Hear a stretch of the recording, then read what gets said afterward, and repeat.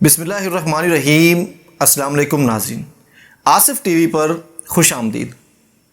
حضور اکرم صلی اللہ علیہ وسلم نے ارشاد فرمایا کہ حسد نیکیوں کو اس طرح کھا جاتا ہے جیسے سوکھی لکڑی کو آگ کھا جاتی ہے، اور قرآن مجید میں بھی اللہ تعالیٰ نے ہمیں حاسد سے بچنے کی تلقین کی ہے کہ آپ حاسد سے بچیں جب وہ حسد کرنے لگتا ہے۔ آج کی اس کہانی میں ہم دیکھیں گے کہ کیسے حسد جو ہے ہماری زندگی میں اثر انداز ہوتا ہے، کیسے حاسد جو ہے وہ اپنے حسد میں جل کر جو ہے دوسروں کا نقصان کرنے لگتا ہے۔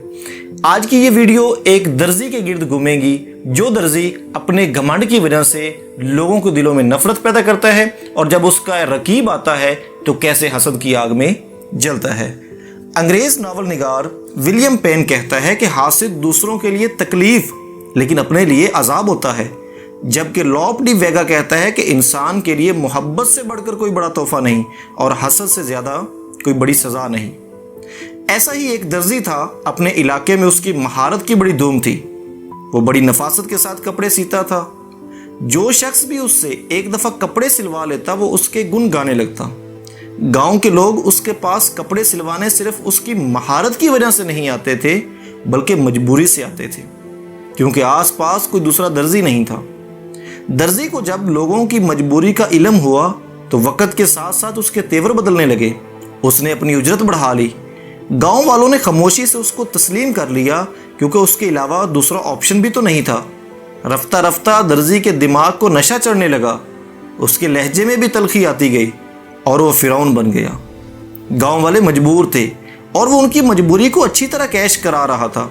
اس نے خوب پیسے کمائے لیکن اپنے ناپسندیدہ رویے اور گھمنڈ کی وجہ سے لوگ اس سے نفرت کرنے لگے۔ ایک دن گاؤں میں ایک بیوہ عورت آ کر رہنے لگی، وہ کپڑے سینا جانتی تھی۔ اگلے دن درزی کے پاس پہنچی اور اس سے نوکری مانگی۔ درزی تو اپنے گھمنڈ میں مست تھا، اس نے بڑے روکھے انداز سے انکار کر دیا۔ بیوہ عورت واپس آ گئی، کچھ دن تو اس نے صبر کیا لیکن پھر اس نے ادھار لے کر ایک مشین خریدی اور گھر میں سلائی شروع کر دی۔ اپنے نرم لہجے اور مہربان رویے کی وجہ سے وہ بہت جلد مشہور ہونا شروع ہو گئی۔ درزی کے سخت رویے سے تنگ لوگ درجن سے کپڑے سلوانے لگے۔ ایک مہینے کے اندر اندر درزی کا کاروبار ٹھپ ہو گیا، لیکن ساتھ ہی ساتھ وہ حسد کی آگ میں بھی جلنے لگا۔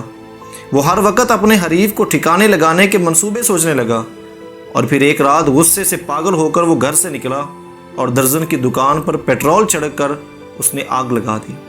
گھر آ کر اس نے بڑے فخر سے بیوی کو بتایا کہ میں نے اپنے دشمن کی دکان کا خاتمہ کر دیا، لیکن پھر اس کے پاؤں تلے سے زمین نکل گئی۔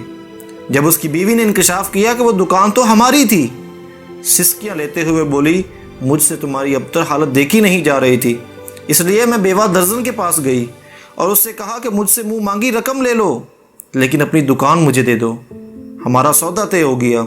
اس نے دکان میرے حوالے کی اور رقم لے کر آج شام ہی گاؤں سے چلی گئی، لیکن تم حسد کی آگ میں اس قدر جل رہے تھے کہ اپنے ہی پاؤں پر کلہاڑی مار دی۔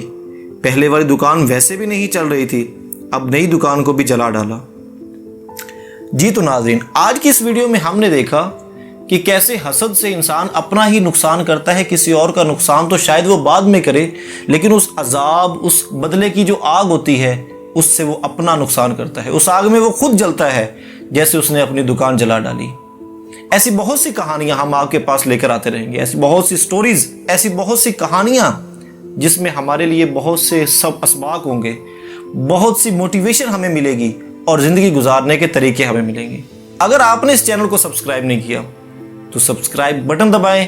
انشاءاللہ یہ چینل، یہ ویڈیوز آپ کی زندگی میں تبدیلیاں لاتا رہے گا، اور ویڈیوز آپ تک تب تک نہیں پہنچے گی جب تک آپ بیل آئیکن کو پریس نہیں کریں گے۔